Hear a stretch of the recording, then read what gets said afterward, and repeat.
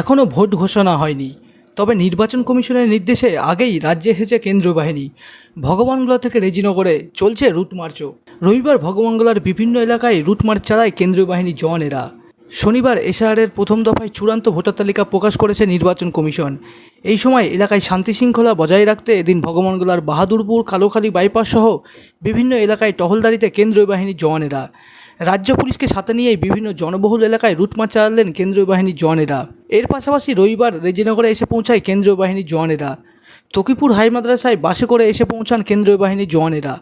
পয়লা মার্চের মধ্যে প্রথম দফায় রাজ্যে আসছে 240 কোম্পানি কেন্দ্রীয় বাহিনী। এর মধ্যে মুর্শিদাবাদের 2 পুলিশ জেলায় মোতায়েন থাকবে 16 কোম্পানির কেন্দ্রীয় বাহিনী।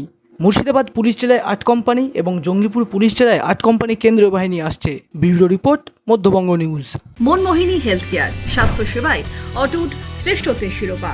জেলায় প্রথম robotic knee replacement, cardiology with cath lab, neurosurgery, specialized trauma unit থেকে স্পাইন ট্রেন, একগুচ্ছ পরিষেবায় নিয়োজিত। Manmohini health care, quality care with personal touch, Berhampore শিল্প তালুক।